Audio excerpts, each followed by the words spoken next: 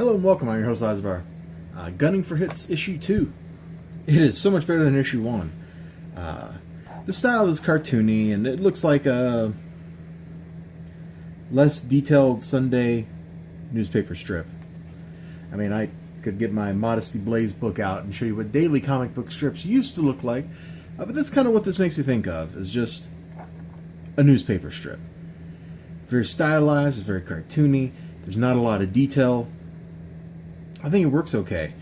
There's a ton, an absolute ton of text. Too much text. I almost gave up reading the book right here.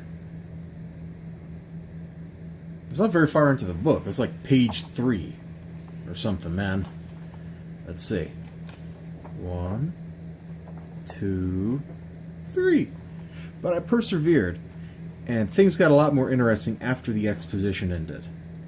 We meet his friend. I almost stopped reading the book in the middle of this as well.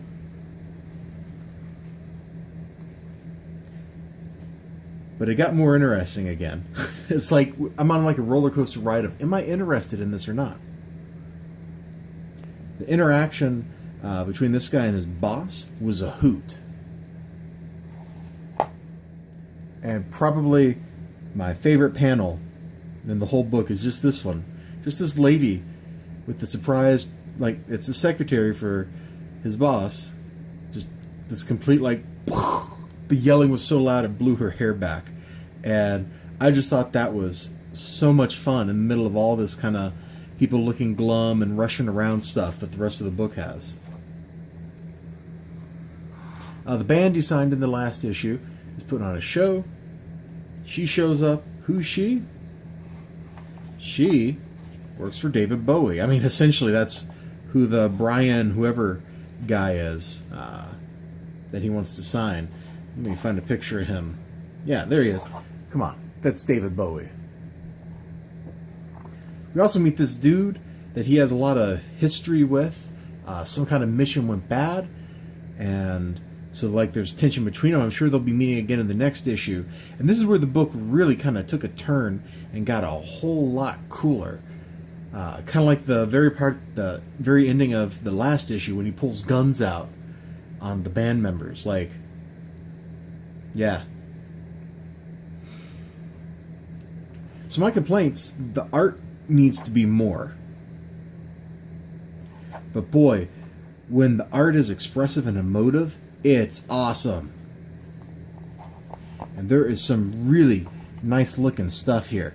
Just look at their faces in these panels. I know it's very cartoony, but they are so amazingly expressive.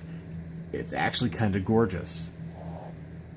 So this book, like the first one, I had some serious reservations about the first one, especially that part like midway through the book where it's like all of a sudden I'm reading an essay on how the music industry works while little chibi art is telling me stuff. Now, we didn't get that in this, thank goodness, but there's a lot of text here. There's a lot of stuff that feels like I'm reading an essay. No, do you actually want to read an essay? Because there's an essay at the end. I didn't read it. I refused to read it.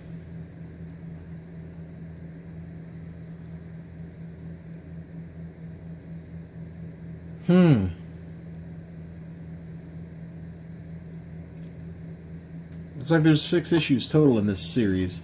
I'm definitely going to be picking up the next one. This is interesting. I don't know that it's for everybody. I don't even know that I really actually liked it. But it's kind of interesting. And it's interesting enough that I kind of want to keep going for it. Like, if I had gotten into something that just totally broke my brain, I would have just stopped. Like, I'm just be like, bleh. But it never got to bleh. It got to some stuff I almost stopped. I just kept going. And it got better on the next page. His friend is completely insane. Dude is like a coke fiend at minimum. It's kind of got that Wolf of Wall Street kind of feel going on with that character, because he is just totally nuts. Totally, completely insane. And I'm not going to tell you like what he's ranting about in those couple of pages either, but it's pretty funny. I'll see you next time. You have a great day. Remember to like, comment, survive. Yeah, survive. Until then, bye-bye.